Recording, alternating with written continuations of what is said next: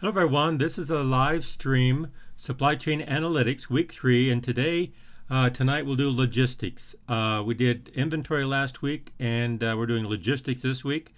And this week there's some homework assignment. Last week in the homework assignment, I went ahead and extended that to this weekend. So let's bring up the syllabus. And so there's a few announcements I want to make. In the syllabus as we come down here, we can see that this homework assignment, which was due last night, I moved it to September 6th. So now there's two assignments due on September 6th. And that's one negative of moving things around because we're doubling up. But I'm hoping to have some more resources this week on both of these as we move forward. I have a few, a couple for logistics, as you'll see in the website. But also, another announcement is the office hours. I've changed those. I had an announcement in Canvas. Hopefully people saw it. If not, my office hours, I've changed them around. Instead of having one office hour for each class, I'm going to have 3 office hours for all my classes. In other words, it's going to be Thursday at 7 p.m. It's going to be Friday at 7 p.m. And then I'm going to also stream on Saturday at 10 a.m. So I'm going to stream 3 different times, or I'm not stream, Zoom 3 different times, Thursday and Friday at 7 p.m. and then Saturday at 10 a.m. And so those are going to be Zoom's office hours for all my classes. So if you come, make sure you identify which class you're in, so I'll know which course that I'm talking about, because I have all these different courses and it'll have different perspectives. And so that's one thing, and I'll make this announcement again before we leave tonight to make sure everyone knows that. That way, there's 3 different times. That seems much better than the way I had it. And so we're being a little bit agile here, talking about different types of supply chains. But anyway, so we're doing that. So tonight, we're looking at logistics, a little bit on the just the definition, the general nature of logistics and the different distribution channels, distribution configurations, and also the advantages, the characteristics, and what people are doing. And so a lot of this is the fundamentals that people have when they start moving toward designing of different supply chains or changing supply chains to accommodate different problems, as we're seeing actually today. Okay, so let's bring up Canvas. Okay, so in the course material in Canvas, on our main page here, we come down to here, you see week 1, week 2, and we're here on week 3. And so notice week 2, I have the homework here, and I don't have the answers yet. That's due on, I changed the due date. And I've already opened up the homework 2 here for logistics, and that's going to be due this Sunday as well. And I'm hoping this week, during this 3rd week here, before this weekend, have some more helps out there. And so what I'm thinking of doing, what I already have, is I have another video, some more Excel spreadsheets to help on the homework assignments, on both of these actually. Okay, one on this one, maybe go back and do this. I'm working on one for this.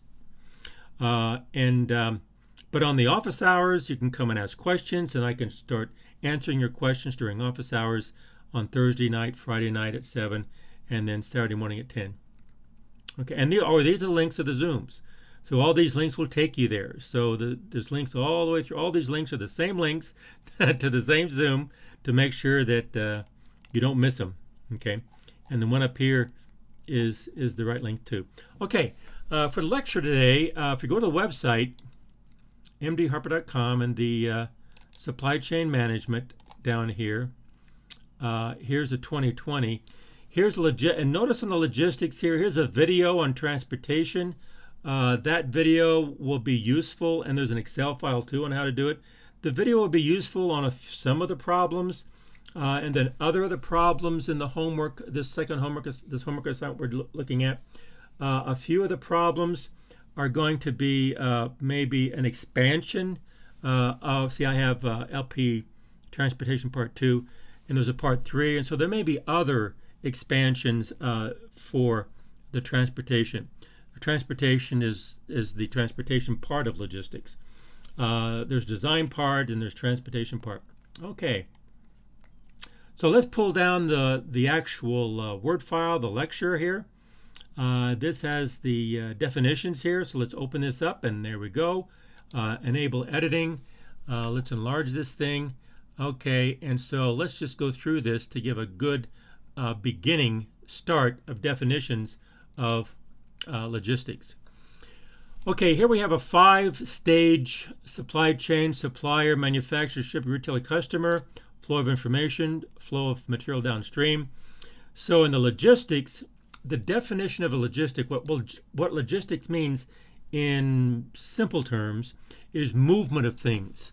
Things that are being physically moved. This could be, and usually in supply chain, they're referring to movement of material or products or components, but can also be movement of people. I know in the military, movement of people is logistics. Also in information systems, movement of information is going to be important. In the financial area, movement of money. So all that is how the logistics is designed and initiated and managed and governed. Okay, we're going to primarily look at movement of material or components or products, movement of physical items. Okay, first of all, there's two things going on here. First of all, it's going to be the configurations, simple definitions of direct shipment and intermediate shipping of warehousing, cross-docking, and transshipment. And I'm going to talk about all kinds of things: the structure, the nature, the definition, the characteristics, moving back and forth between the two. And then briefly, I'll mention the different transportation modes. I think in the these are pretty straightforward, and it's a lot of common sense, and a lot of this material is like in the trucking industry. There's a lot of really detailed metrics that the trucking industry has, and the truck, air, rail, water, and even the pipeline. That's going to be embedded in part of these configurations. Like you can have these like a warehousing configuration. Well, the truck is going to be the last mile. The air is going to be initial. Rail is going to be larger loads, longer term. Water could be huge loads. These are small loads. Anyway, so and cross-docking, cross-docking, it will be part of the truck. Transshipment could be a combination of air and rail, water and rail, all kinds of stuff. Okay, let's go on. Let's just do it. Okay, here we go. Let me start with just a definition of the 4 types of configurations. That's the main thing I want to focus on tonight. Okay, here's a 5-step stage process. Here are the configurations. And remember, the objectives of supply chain management is to balance the high service levels with low cost and emphasize continual improvement. Okay, so the service levels and cost are, again, 2 objectives, 2 criteria, 2 metrics that reach those objectives within these configurations. Well, here they are, and these configurations are I have a graphical representation here. There's better ones than this, but this will suit my needs and hopefully your needs. Direct shipment. Now remember, these are just schematics. Okay, here direct shipment, you're going right from the upstream supplier or manufacturer or sourcing all the way down to the customer or retail store. It's direct shipment. You bypass the warehouses. Okay, that's direct shipment. You bypass the warehouses. So direct shipment is nothing intermediate. It goes right from upstream all the way upstream to all the way downstream. Now the idea here, I only have one line just to illustrate that, but in practice, you're going to have upstream going to all your customers or all your stores or all your retail area or outlets or whatever. And so you have like a fan. It's kind of like a dendritic type of a structure. It's everywhere. Okay, it just like a fan out. And so you're going to have many of these down here. Okay, and so there's some advantages and disadvantages we'll get to later. Then you have the traditional warehousing. I say warehousing, this is traditional. This is when you think of logistics and you go from stage to stage to stage, this is usually what you think of. In other words, the upstream goes to a warehouse, and that warehouse may go to a distributor, and then the distributor distributes downstream. Now, this is a different warehouse. Now, sometimes these warehouses will have downstream specifically tied to that warehouse. In other words, this warehouse goes to that downstream. This warehouse goes to these two. And so this is really broken here. Or you'll have warehouses go to common downstream. So the point is, you're shipping it to here, they're shipping it to here, they're shipping. And so essentially the distribution then is really managed between this stage and this stage, independent of this stage and this stage. And so each recycle stage is independent of one another, traditionally. That's the old way of doing things when things were done with paper. Okay? Then you have something called cross-docking, and that's popular today. And the idea here is that here the warehouses are used significantly. Okay? You have huge warehouses of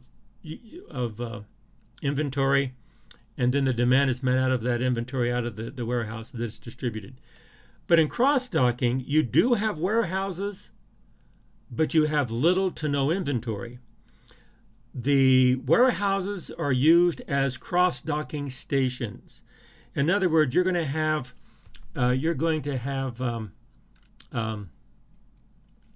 upstream go to a docking station, and then they're going to take those items, and then they're going to distribute downstream the same day or maybe the next day. So they don't really store it.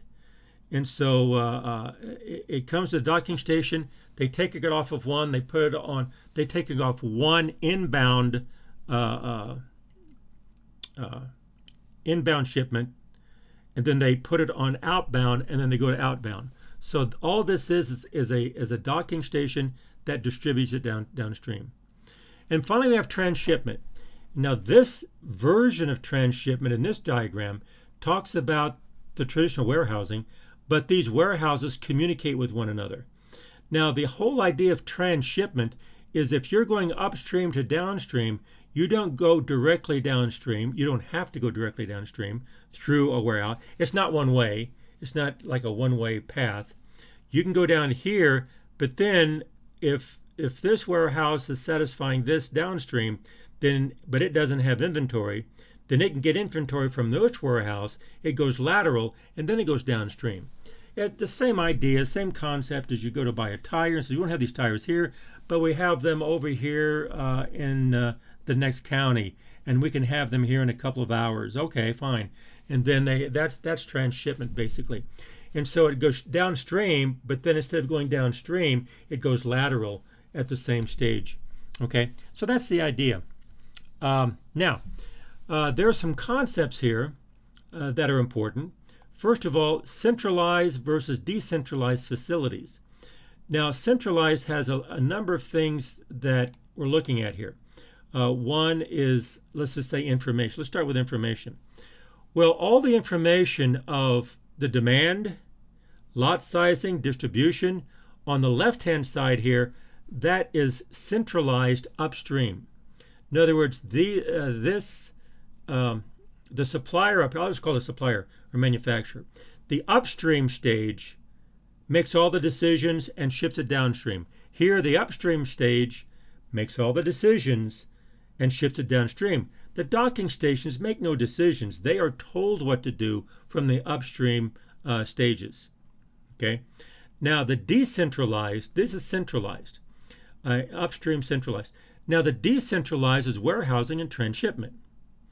Now, and here that as I say, the upstream here and then the first stream. Then the second stage here, they just coordinate between those two, and it's pretty much independent, purely decentralized.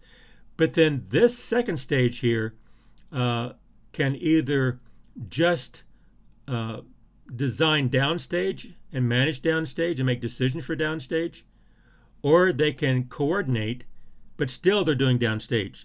So that the decision making is decentralized downstream. So the decision to satisfy order fulfillment is closer and closer to the actual demand. Here the decision is upstream, is further away from the demand. Okay, here's some characteristics. Optimization, well, upstream, centralized, is going to be global optimization. You can optimize the entire supply chain. But decentralized is local optimization. You're optimizing just yours. Safety stock usually is lower upstream, and it's higher downstream because upstream you're satisfying a lot of downstream from one central location. But then again, decentralized, you have a lot of inventory to satisfy each of those demand independently. Facility overhead. Now again, the centralized would be lower because it's a central facility. Decentralized usually is higher because you have a lot of warehouses here. And those warehouses are trying to satisfy every little area instead of centralizing it upstream. Retailer lead time. Usually it's much longer for centralized because you're ordering all the way up to the central area, the upstream stage, and they're making decisions and before it gets back down to you. So there's two types of lead times. One is lead time upstream, and the other is lead time downstream. The lead time upstream usually is referred to as the order lead time. The lead time downstream is a transportation lead time, and so the lead times are much longer centralized, shorter with decentralized. In other words, you can order it down here, you can get it within the same day or a couple of hours. And so you can have distributed type of decentralized information and also lead time for order fulfillment. Now you can probably be getting a good idea here of classic supply chains. I mean, think of Dell, think of Amazon. Okay, do they have upstream or do they have downstream? Well, they're going to have downstream stuff. They're going to decentralize stuff, but they coordinate upstream. What about Walmart? Well, they have cross-docking and upstream. So these large companies will have different strategies, and it depends on the product or the product variety, and it depends on the market and depends on their goals. Okay, is it cost or is it order fulfillment? Okay, service levels. Now, service levels really means order fulfillment. Now, a high service level means you're satisfying your customers and you're doing it quickly. Usually, decentralized, you can do it quickly because your items are right there. As a matter of fact, if they come to the inventory, they can have it immediately. Usually, service levels have a lower service level. In other words, the timing is longer. It takes longer to satisfy, so the levels are lower centralized. Transportation cost usually is higher decentralized because there's a lot of small routes that are having to be organized, and the upstream you go right straight to where the demand is. Okay, well, here's just an example, and this is not always true, by the way. It's not always true, but it's usually true, and that's the main characteristic going in that direction. So this is pretty much what they are, some of the characteristics, but let's go a little bit deeper. And remember, this is centralized on the left, and this is decentralized on the right. Okay, we'll go a little bit deeper. Here's the configurations. Let's look at some of the characteristics of direct shipment here versus the intermediate. So these are referred. This is your direct. This right here is referred to as your direct shipment, and each of these is intermediate shipping because you have your intermediate here, and intermediate here, even though it's a docking station. Okay, direct shipment, centralized. You have expensive product. Usually the products are expensive, custom products, proprietary products, critical products. So therefore, you're only having up here. You're in control of those products much more than if it's decentralized or distributed. So usually these are the products that direct shipment would be indicative. Conditions: the products with low demand, low mean demand, demand's low, high demand variability, and critical lead times such as perishable items, make-to-order inventory strategy. And so again, when you have custom items, critical products, make-to-order inventory strategy could be upstream, could be a direct shipment. Make-to-order, like Dell, I make it and ship it right to you. As far as critical lead times such as perishable items, you want to make sure the direct shipment, you get it there exactly as quickly as possible. Well, as quickly as possible is the shortest point between two lines, the shortest line between 2 points, and therefore you don't want any stops in between. Okay, and then products with low demand, high demand variability. Why is that true? Well, when you have low demand, high variability, let it build up before you ship it downstream. Okay, so the variability is not as critical as the low mean. In other words, it's not a very high demand. For example, custom products, proprietary, expensive or critical product. Well, not critical, but custom products, proprietary products. You have a low demand. Okay, and so there, even if the variability is high, the demand is low. Therefore, it indicates direct shipment. So here's the characteristics of direct shipment. Now, decentralized. Low-cost products, standardized products, staple products, high product variety, and commodities. So a lot of times commodities are much more decentralized, mainly because the commodities can change as they go downstream. Okay. Next is conditions: high demand, low demand variability. It's the high demand that you would want the decentralized or intermediate shipping, because then you can satisfy that demand better when you have high demand. Okay, and then low cost sensitive items such as commodities, make to stock inventory strategy. Since you have distributed and intermediate shipping, you'll have inventory closer to the order fulfillment. Therefore, you can satisfy it faster, and therefore it's make to stock. In other words, you buy it out of inventory. Okay. Advantages: it allows risk pooling. We saw risk pooling last week. Well, because you have inventories down here, especially with warehousing and transshipment, since you have inventories here and downstream, you can risk pool, inventory risk pool. Faster last mile delivery to increase service levels. Faster last mile. What's the last mile? Well, up here you go all the way down to the end, and that last mile, like the last truck delivering it, much faster if the truck in the last mile gets it from a local warehouse and drive 2 or 3 blocks and there it is, rather than waiting for something miles and miles away. Okay, makes sense. That's logical. So there are some of the characteristics. Okay, let's go a little bit deeper into each one of these. First of all, direct shipping. Shipments distributed directly from manufacturer to customer retailer. It eliminates warehouses, and that's the biggest characteristic. The warehouses, non-existent. And so you eliminate warehousing inventory, you eliminate warehousing labor and overhead, and you eliminate warehousing facilities. And so you're totally eliminating a lot of costs there. Okay, it accommodates critical lead times such as perishable items, because you're in control of that upstream, and it accommodates critical retailer like high-priced items. And so the direct shipment would be like a critical retailer or critical downstream customer, such as the government or the military or NASA. So you want to get right there. You don't want, and it's critical, and it's maybe proprietary and maybe sensitive. And so a lot of direct shipment is indicated or sometimes required, depending on the product itself. Requirements: well, in order for this to work, you need to establish communication systems throughout the supply chain.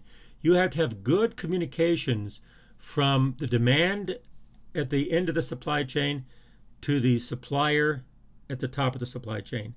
You have to have excellent communications, okay, and good communications, accurate communications, but also timely communications. Okay.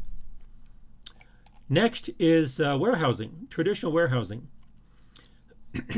Shipments distributed from stage to stage, traditionally from manufacturer to wholesaler to distributor to retailer.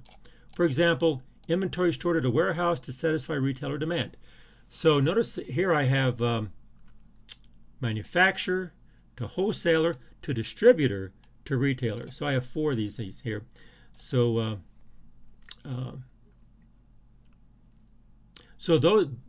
the inventory stored at the warehouse to satisfy retailer demand. So really, the whole idea of warehousing is intermediate shipping, storing it for the purpose of satisfying that demand. Okay, and so a lot of this has to do not with cost, but with service levels. Okay, again, increased service level for the last mile, increased warehouse inventory cost. It's going to cost more because you have a lot more inventory here. So you're sacrificing cost for service levels because you're increasing your service levels because, service levels are better because you have a large amount of inventory in your warehousing, so therefore it's going to cost more. You increase warehouse facility costs because you're going to have more of them. Increase risk pooling at warehouse, so you can do risk pooling, and you should, because then you can reduce the inventory costs. So, and I mentioned commodities, I mentioned staple items. That's true. The idea is that, as we saw last week, the value of risk pooling is not so much in the cost or price, it's in the correlation between the different the stochastic demand streams. When they're correlated, it's not going to help you that much, but when they're uncorrelated and not correlated at all, then risk pooling can lower your cost a lot. The idea of risk pooling is it lowers your inventory operating cost, carrying cost, but it does so on a continual basis. It's not a one-time deal. It's continual. And so it's just cheaper operations. Requirements, warehousing management systems for large inventories. In other words, you have to have good warehousing, WMS, we mentioned that at the beginning. Warehousing management systems, and you can think of Amazon, they have these robots and they're automatically movement of things. And so those are the kinds of management systems that are advanced. Okay, and you have pecking and selection, and so you have efficient systems, and also large inventories. So you're going to have large inventories, so you have to have efficient systems. That's warehousing. Cross-docking, shipments distributed from manufacturer to warehouses, where warehouses are used as transfer point to distributor to retailer. Specifically, no inventory stored at the warehouses. So there's the warehouses do exist, so you do have facility costs, but no inventory cost, no warehousing inventory cost. It's all transfer. Characteristics, it decreases the manufacturer to retailer to cycle time relative to warehousing. It's much faster from upstream to downstream time. But warehousing, of course, is much faster lead time from the cycle time from the customer to the warehouse back to the customer. That's faster, but to cross-docking. But from upstream all the way down, that's faster. Because for warehousing, it's you ship large amounts here and then ship smaller amounts this way, and so that usually people are beginning to see that as an inefficient system. It has way too much inventory. It's too slow. These lead times increase because we'll see later the bullwhip effect. And that's why this is more efficient. And so from upstream all the way downstream, that's faster, even though the last mile may not be as fast. theoretically, but what people are doing is that they're making sure that they have very good demand forecasting to know exactly what's needed. And I think, I forget who it was, they say, we are so good at our demand forecasting, we know what you want before you want it. So make sure that those items are there. So the order fulfillment is not necessarily out of inventory. It's out of forecasted demand with the distributor through cross-docking with decentralized inventory systems. Okay. Lowers warehouse management carrying cost, naturally. It lowers it. Technically, it could, theoretically, eliminate it. Allows higher product variety. That's important because since you're cross-docking here, you can have huge number of items come down from the supplier to the cross-docking station, and then you can separate it out going downstream, but you can have a different set of products going to this customer than this customer. So it could be different. It could be very, very different. Requirements. Due to enhanced vertical integration, upstream to downstream, it requires advanced information systems, again, advanced forecasting capabilities, which we've already mentioned, advanced transportation management. So the efficiency, the timing, and the coordination and scheduling of inbound trucks to outbound trucks has to be managed extremely tight. And then finally requires high startup costs. In other words, you have to have these facilities. Okay. Let's see here.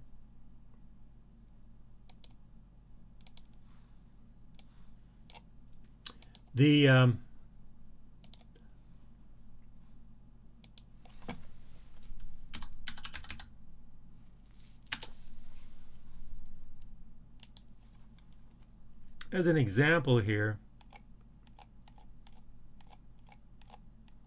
here we go.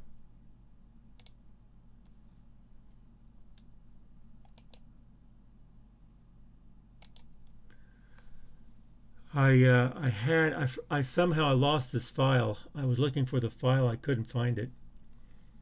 Let me show you here real quick.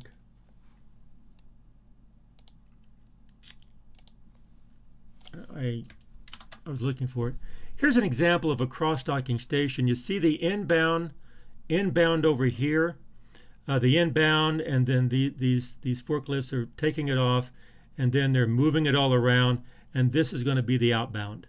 So here's a good schematic actually. So here's the upstream, large, all the same. Downstream, they're all going to be different because these are going to downstream requirements.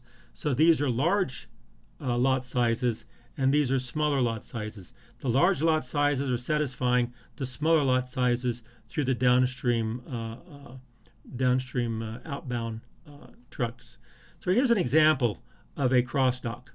Okay, and so notice none of this is stored.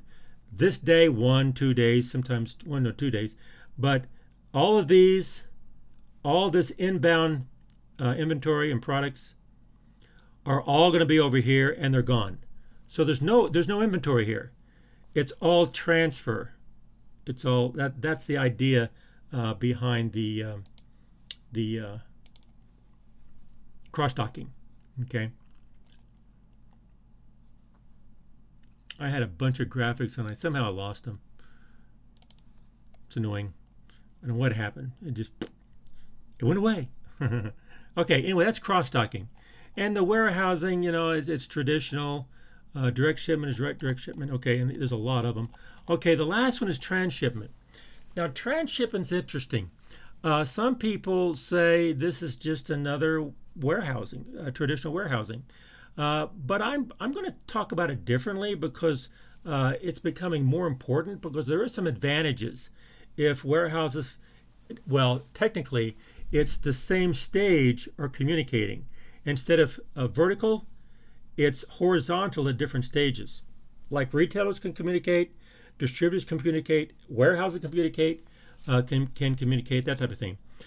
Shipments distributed traditionally from manufacturer Shipments distributed traditionally from manufacturer to wholesaler, distributor to retailer, but inventory also shared with facilities at the same stage. That's my definition of transshipment. And so you have manufacturer, wholesaler, distributor, retailer, but at the same stage, at each of those stages, if it's horizontal, then that's technically, I'm defining that as a transshipment. For example, inventory stored at multiple warehouses to satisfy demand from multiple retailers.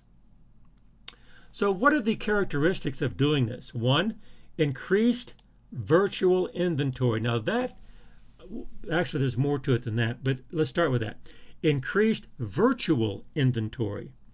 In other words, let's say right here that this warehouse satisfies this retailer.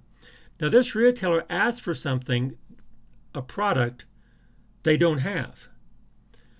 But this warehouse, this distributor knows that this distributor does have it. So they says, oh, I'll get it for you. And so they get it, and then they ship it to them.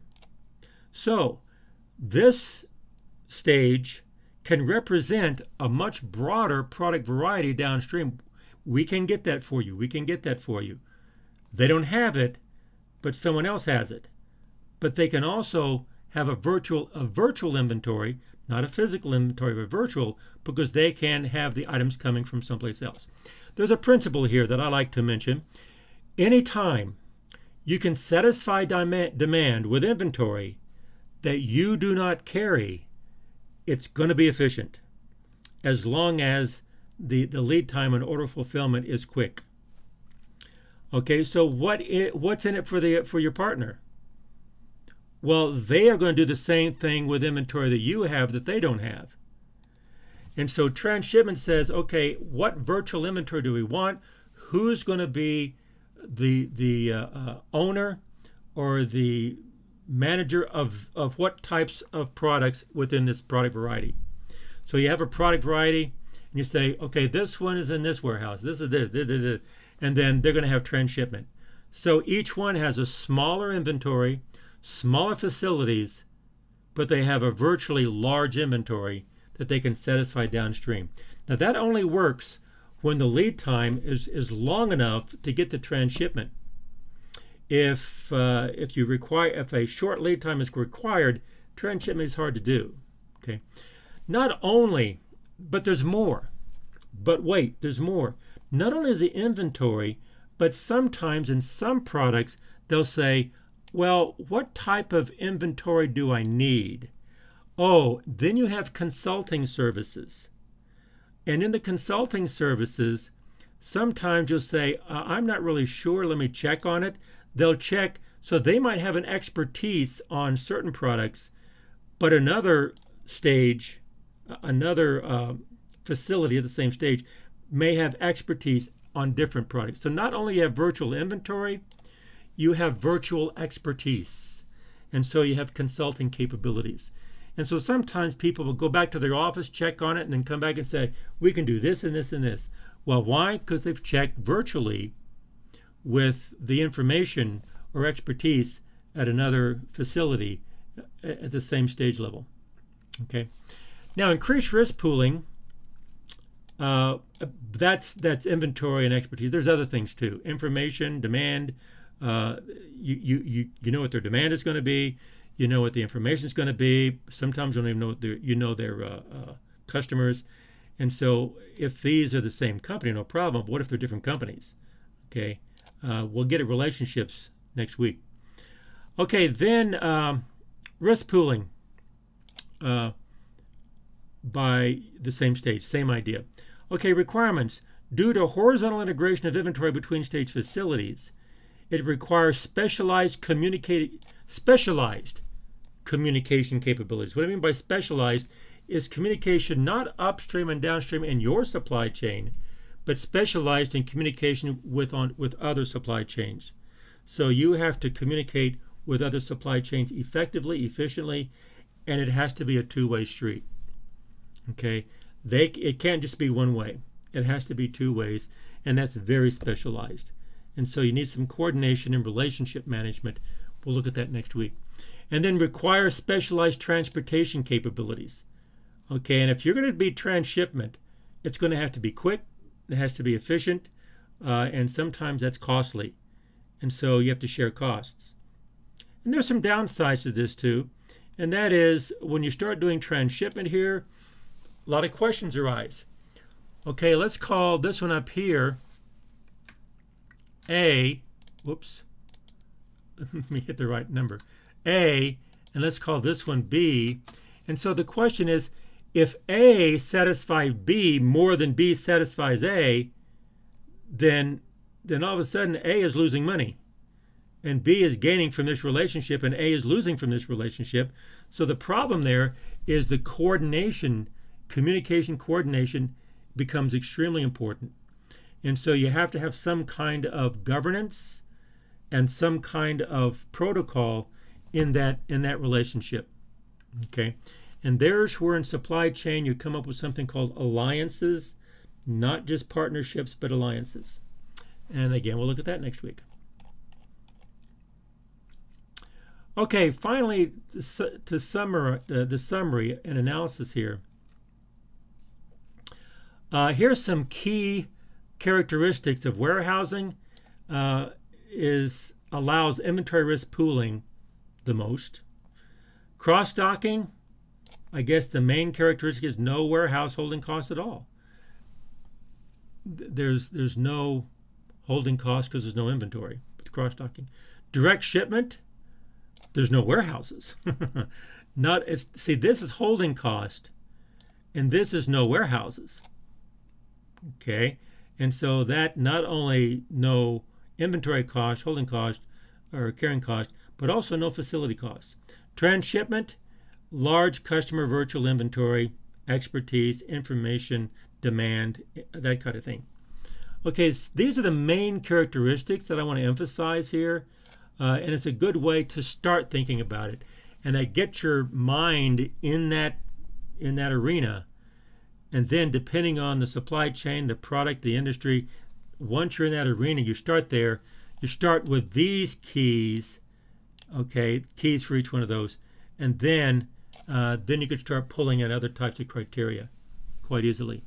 You get good at it after a while. Okay, what would be factors related to the change from one configuration to the other? And that's why I said this up here. Now, naturally, probably the most straightforward, say warehousing to cross-docking. Okay, you don't want to risk pool, but you want to decrease. But you want to decrease your warehousing holding cost. Okay, well that's pretty obvious. That's kind of obvious. But what you start with that? Okay. Let's suppose we have the warehouse has way too much inventory with warehousing. It's just so costly. We need to when we look at our costs, we have ordering cost and then warehousing cost. The warehousing inventory cost then comes back down. This is way too. We want to decrease that. How can we do that? Well, one way is direct shipping. Cross-docking. And cross-docking then will decrease that significantly. So we're still using them, and we can even still use it for warehouses. But let's shift toward cross-docking. That way we can start reducing that excess inventory that's costing this company so much. So that's the path you go down when you start analyzing strategies within a supply chain. As a matter of fact, there's a lot of seminars now. There's a lot of reports. There's a lot of attention given to the pharmaceutical supply chain and the medical supply chains with material, with all kinds of stuff, and so these factors can be significant, especially like in the medical supply chain. And hopefully maybe someone for the project in the end of the semester can look at that, because the predictions, I don't want to get into the pandemic too much. A lot of decisions, a lot of opinions are around this, but I guess what I want to say is that Someone may want to get into the supply chain part of it and just look at how the supply chains affect some of the hospitals and patients in different areas when the demand changes. Okay, then warehousing to direct shipment. Okay, remember direct shipment down here is no warehousing cost. That's true. But then there's more to it than that, and that is warehousing. We have a lot of inventory, but then you're going to have much less inventory. And so going from warehousing to direct shipment, the actual product variety has to change a little bit. Cross-docking. How virtual inventory works. You mean how does virtual inventory work? Virtual inventory simply means that, for example, a good example of this then is if you go to you want to buy you have a flat tire. You go to a tire place. You say, I need to buy a tire. I want this kind of tire. I want the same kind of radial tire. And they go, okay, fine. Click, click, click in their computer. They go, oh, it's fine, fine. It costs this much money. Okay, I'll buy one. Okay, fine. We don't have it in our inventory. But wait a minute. Yes, we do have it over here in Aurora, or in we have it down in Colorado Springs. We can have it here in an hour. Okay, and they go, okay, fine. So come back in an hour and we'll put the tire on. So okay, you come back. So they bring it up to put the tire on. That's transshipment. So they did have the inventory, but not physically there. They had the inventory at another warehouse on the same level of the stage, same stage level. Okay, the same warehouse. Okay, in that case, retail. Well, sometimes it's from a warehouse. Some of these tire places have a warehouse like a hub and spoke, and then they will satisfy the different retail stores. And so a lot of them are that way. Why? Because you have this huge warehouse. You go to something on the corner for these tire places. What they do is they have a tire, because a tire is more. It is not necessarily it's not totally an impulse item, but when you need a tire, you need it now. In that sense, you're going to make decisions more toward impulse than thinking it out. Oh, I have a flat tire. Let me think about it. Let me get 3 estimates and let me sit on this car and not drive it for like a week until I get 3. You're not going to do that. Okay, it's more in the impulse area. I need it today because I need to drive my car. I don't want to drive around with this spare tire, this donut here for a while, for any more than a day or two. So I'm going to go someplace and get it now. And so that way they want a large inventory so they can satisfy these demand, but they want it the last mile. They want it to be direct, and so they have these different stores out here, satellite stores, and they have a central hub for a warehouse. Okay, that's just one industry. Each industry has these characteristics, and you look at your demand, your customers, look at your product, look at the pricing strategies, look at your warehousing, the supply chains, the manufacturer, and all of that goes together. That's why the characteristics are so important, to understand how to move back and forth between these two. I hope that works. I hope that helps. Going from distributed inventory to centralized inventory, well, distributed to centralized, a lot of times you want to reduce your costs.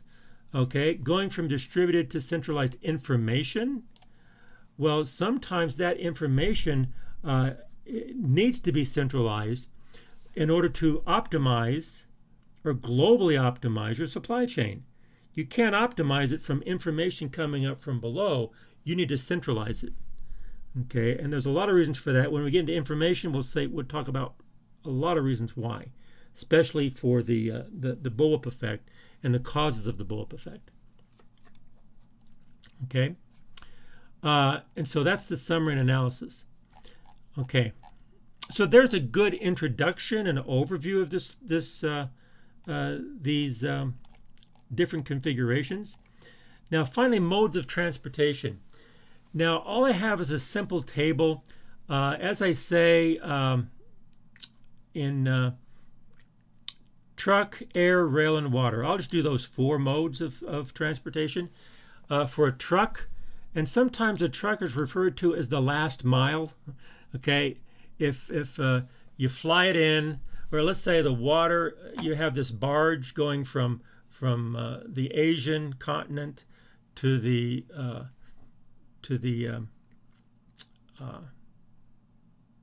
North American continent. Well, first of all, you might fly from the North American continent. You might fly components to an Asian continent, and then on a barge, it'll go to the South American continent. Okay, and then you'll have a rail that goes up to the United States, and then the last mile is a truck. Okay, anyway, that's not a good example, but the point is, the truck, the distance is short, usually small loads, no overseas, because a truck can't go overseas, and it's a medium cost, medium speed. In other words, it's not fast, but it's medium. Air, long distances, small loads, it definitely goes overseas, but usually it's very costly, but the speed is fast because it's long distances. So a long distance fast, you're going to pay for it.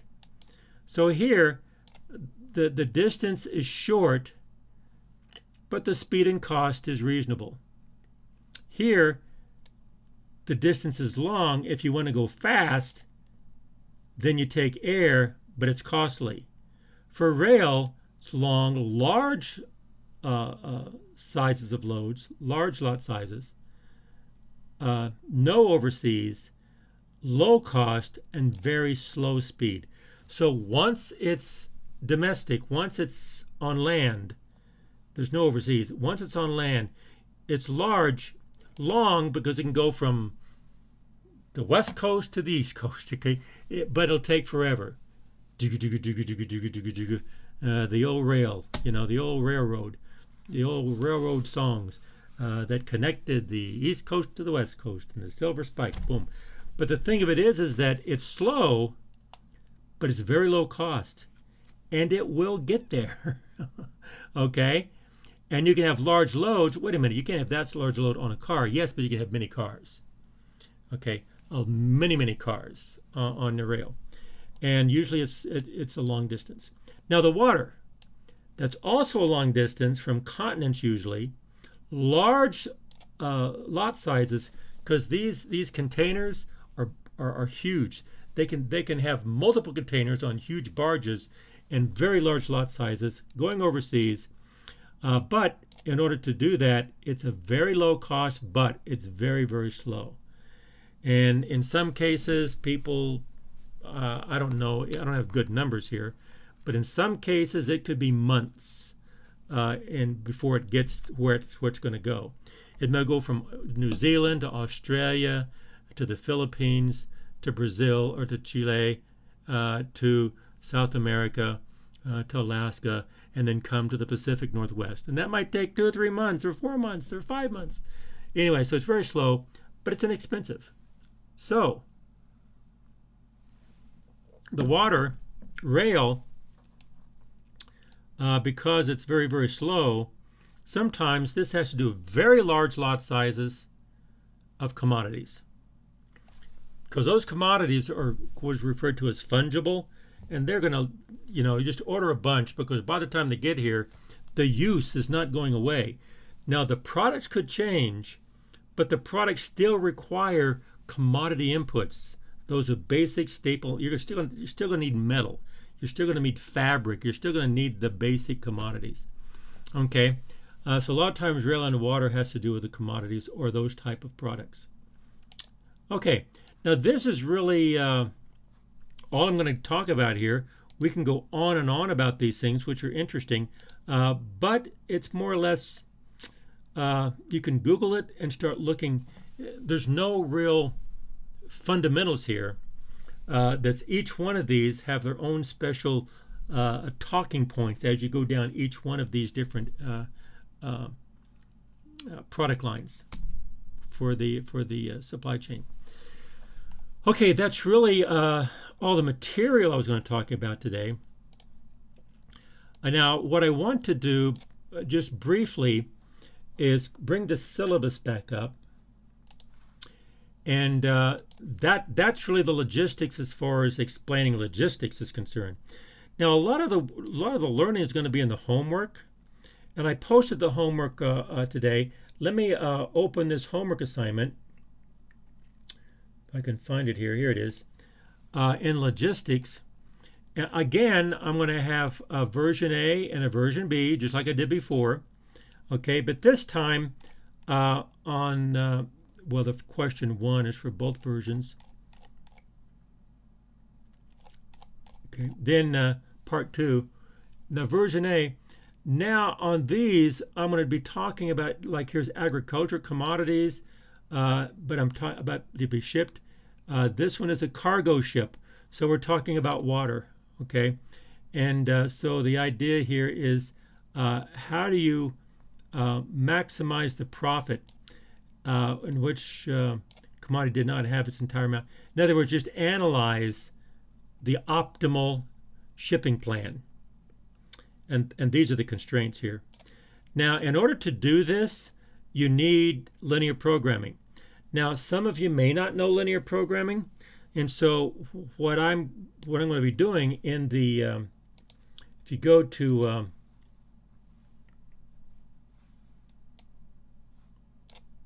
let's reduce all this. Let's go back to I'll go back to this. Here we go. In supply chain, in the my website, Supply Chain Analytics, here's the transportation here. This video and this video and this Excel spreadsheet will show you how to do it. Now, this just gives you an introduction to it. What I plan on doing, since this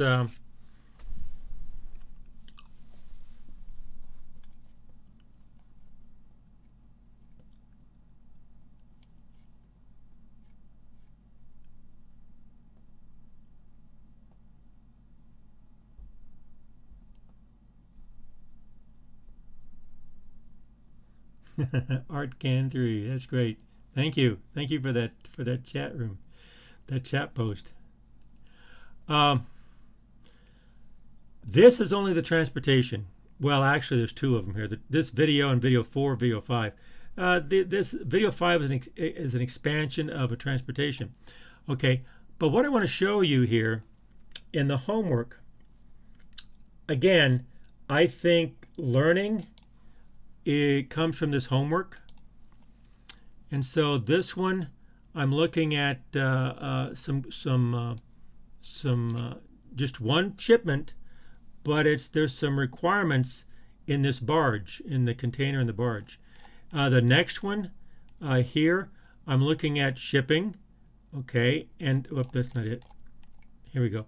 I'm looking at shipping, but it's a simple point A to point B kind of thing, and it's looking at my costs, what's the total cost here? But then I'm saying, what if the capacity changes? What if this changes? Does that change things? Yeah, it does. And the videos on the website will show you how to do that. Okay, now these others, I plan on making some videos so you can actually see how to do those.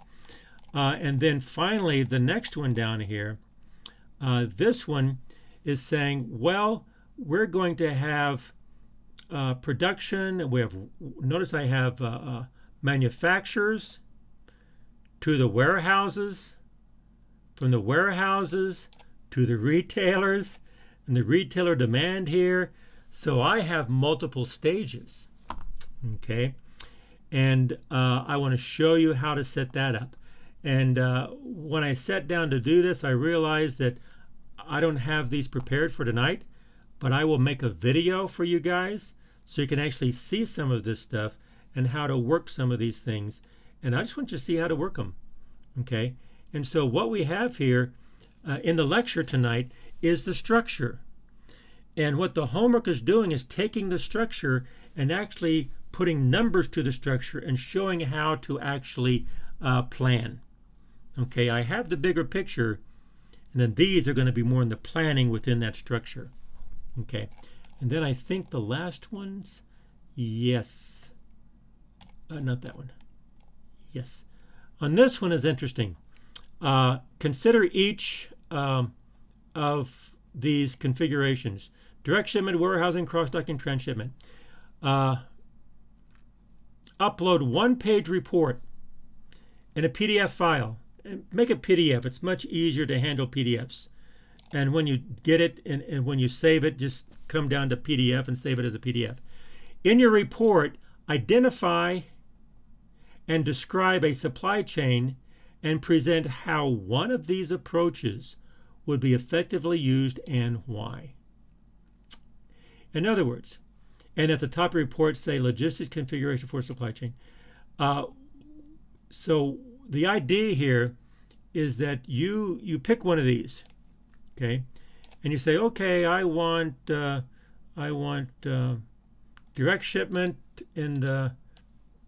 for iron ore or something, or copper, or in the plumbing industry.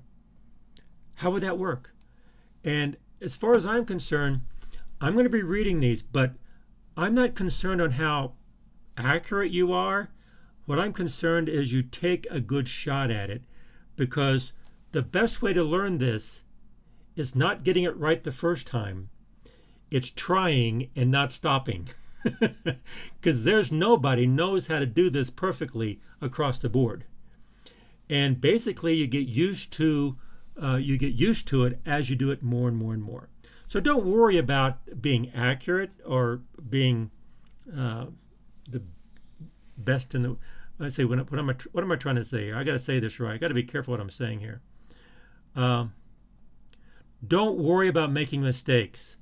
Get in there and do your best, and just try your best to match one of these configurations up, up with a supply chain and a product or some type of good. Okay. Try to say, here's how it would work. Okay. And then as we go on with all the other types of fundamentals, you're going to say, oh, maybe I could do it this way. They start changing it then. So this is the starting point on how to work these things, and then we start modifying it. So that's the last question. So there's like 2 or 3 of these I want to work through here, not tonight, but that's all I have for tonight. But what I do want to do is make sure you do see these video 4 and video 5. I don't know how long they are. This one is 13 minutes, so it shows you how to do transportation. And then this one it goes a little bit deeper. Okay, part 2 with Excel. It shows how to do this stuff with Excel. Okay, and some of these will be used. You know, they are going to be used for the problems that we have here. Okay, well that's all I have for tonight. I see that some good questions, good comments. Thanks, guys. And this is introduction to logistics. And I think for now, to the weekend, to when this assignment is due, this homework is due, and we have Part A and Part B. Part B is pretty much right straight out of this lecture, and also the notes. But Part A is a little bit more on optimization, which will show you how to do that in the videos.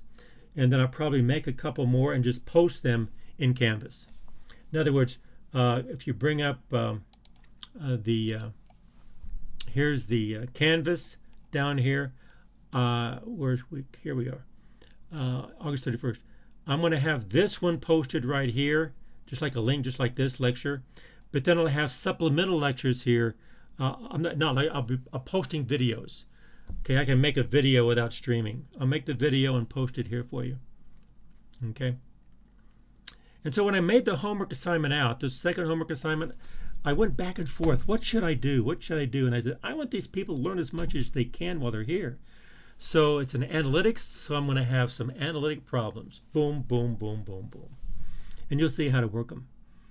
And when you see how to work these, I think there's two or three, you think, oh man, this can be used everywhere. And it is very practical, very practical. It's not specialized, it's practical. And it can be used in a lot of different industries.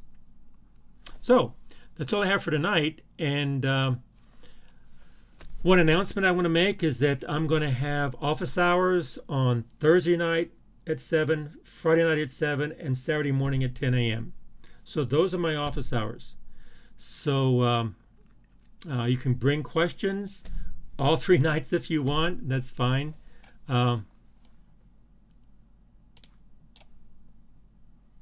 Sandeep, right. There's no more live streams regarding the homework. And I decided instead of that, I'm going to have videos. And then I have Thursday night, Friday night, Saturday morning, office hours. You can bring questions to those office hours.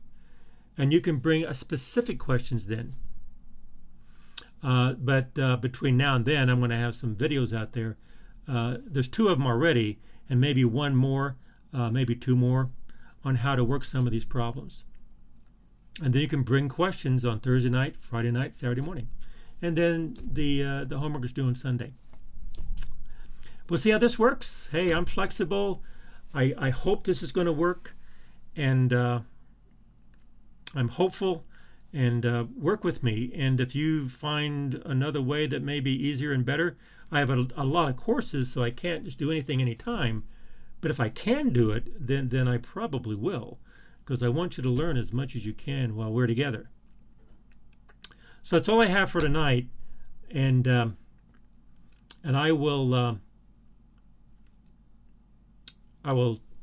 see you later this week, hopefully. If not, you probably know this stuff and you're good with it. If not, hey, I'll help you as much as I can. So between now and the next time we're together, I just want to encourage you to be safe, be careful, and I just want to say don't take anything for granted. Be extra safe, stay healthy, and don't take any chances. Whether you believe it or not, just don't take any chances. Stay healthy, because I want you to learn as much as you can this semester. There's so much going on, so much good stuff to learn. And you can't learn if you don't feel well. So take care of yourself. So between now and the next time I see you, take care.